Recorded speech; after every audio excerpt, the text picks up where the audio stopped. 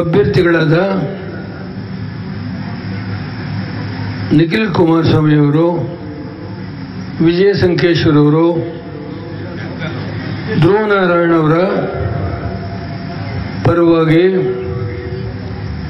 ಈ ಒಂದು ತ್ರಿವೇಣಿ ಸಂಗಮ ಇದ್ದಾಗೆ KR ನಗರ ಮಂಡಿಕ್ಕೂ ಸೇರುತ್ತೆ. ಈ ಕೆಲವು ಭಾಗ ಇವತ್ತು ಚಾಮರಾಜನಗರ ಹಾಗೂ ಮೈಸೂರು ಲೋಕಸಭಾ ಕ್ಷೇತ್ರ, ಈ ಮೂರು ಕ್ಷೇತ್ರಗಳಲ್ಲಿ ಈ ಕಾರ್ಯಕ್ರಮವನ್ನು ಉದ್ದೇಶಿಸಿ ಮಾತನಾಡಲಿಕ್ಕೆ ಈ ರಾಷ್ಟ್ರದ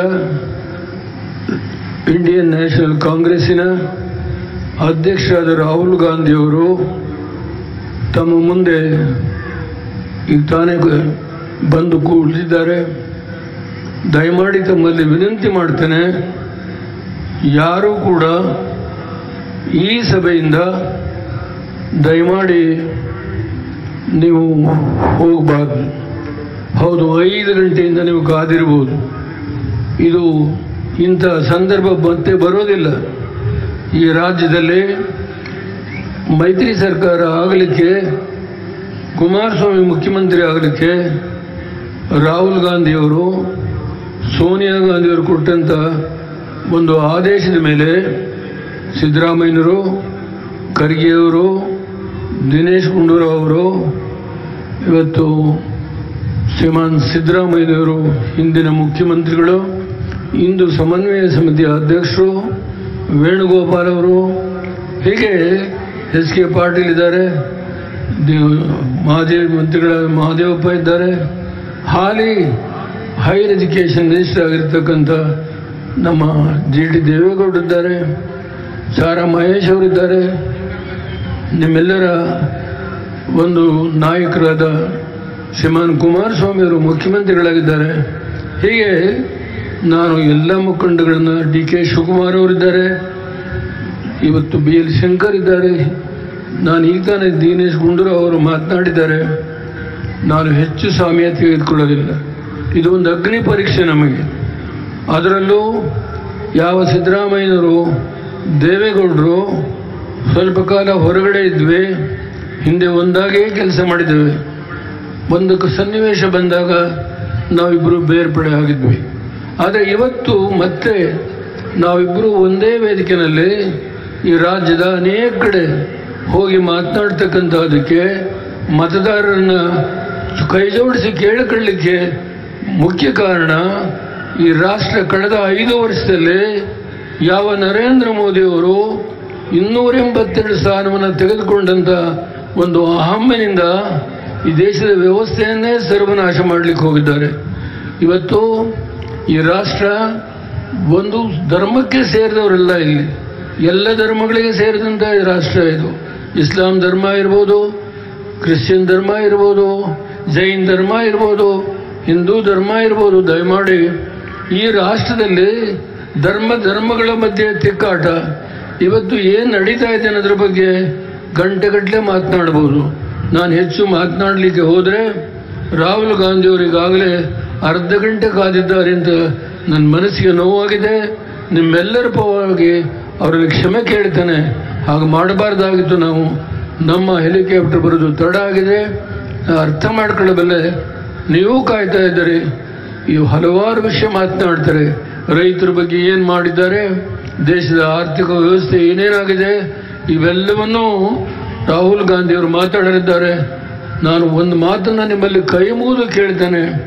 ಮೋದಿಯವರ ಬಗ್ಗೆ ಇವತ್ತು ಸೋಷಿಯಲ್ ಮೀಡಿಯಾ, ಇವತ್ತು ಫೇಸ್ಬುಕ್ಗಳು, ಇದರ ಅನೇಕ ಸೋರ್ಸಸ್ ಅಂತ ಹೇಳ್ತೇವೆ. ನಾನು ಎಲೆಕ್ಟ್ರಾನಿಕ್ ಮೀಡಿಯಾಗೆ ನಾನು ಏನೂ ಆಕ್ಷೇಪ ಮಾಡೋದಿಲ್ಲ.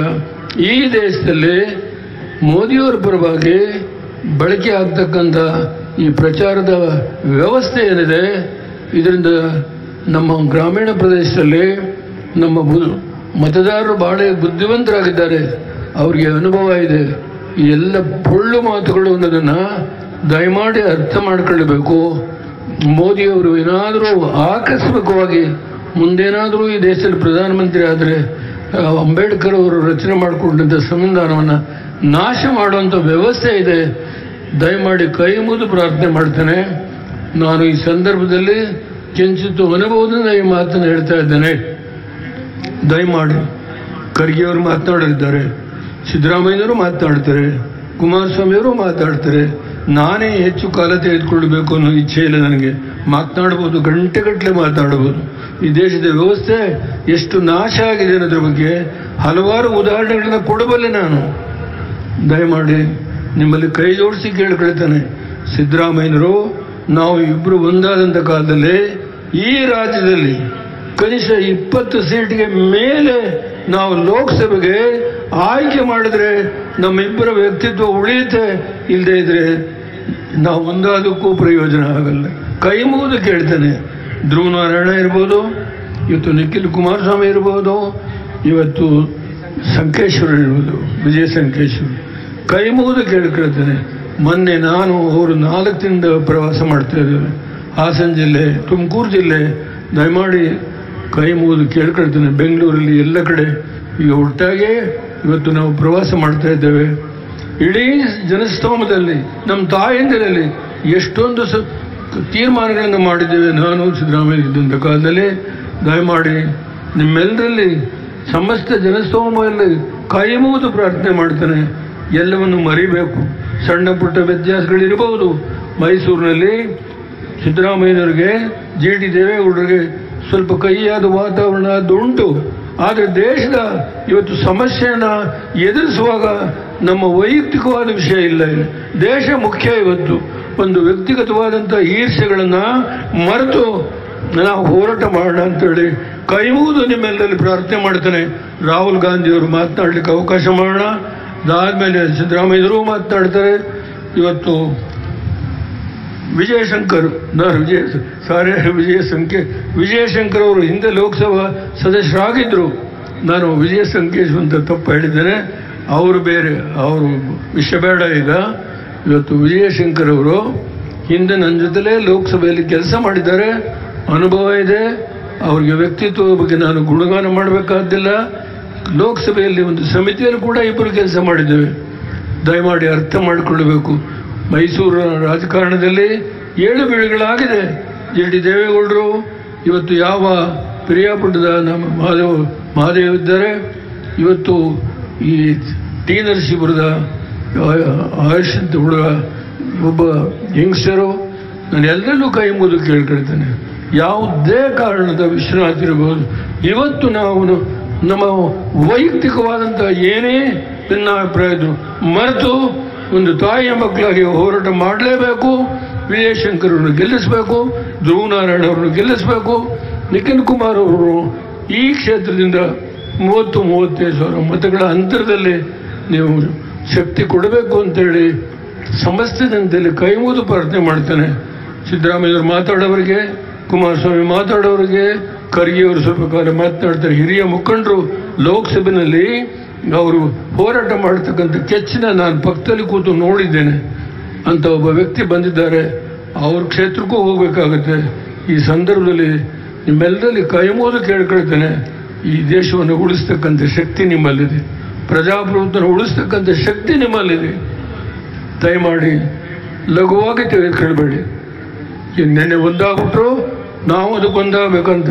ದಯಮಾಡಿ ದೇಶಕ್ಕೋಸ್ಕರ ನೀವು ಒಂದಾಗಲೇಬೇಕು, ಹೋರಾಟ ಮಾಡಲೇಬೇಕು. ಈ ರಾಷ್ಟ್ರವನ್ನು ಉಳಿಸೋಣ. ಕರ್ನಾಟಕದಿಂದಲೇ ಇವತ್ತು ಭಾರತೀಯ ಜನತಾ ಪಾರ್ಟಿಯ ಕೋಮಶಕ್ತಿಯ ಒಂದು ಬಗ್ಗು ಬಡೀತಕ್ಕಂಥ ಒಂದು ತೀರ್ಮಾನಕ್ಕೆ ಬನ್ನಿ ಅಂತ ಹೇಳಿ ನಿಮ್ಮೆಲ್ಲಲ್ಲಿ ಕೈ ಮುಗಿದು ಪ್ರಾರ್ಥನೆ ಮಾಡಿ ಸಮಸ್ತ ಜನತೆಗೆ ನಾನು ಇವತ್ತು ನನ್ನ ಬೇಡಿಕೆಯನ್ನು ಈಡೇರಿಸಿ ಅಂತ ನಂಬಿದ್ದೇನೆ.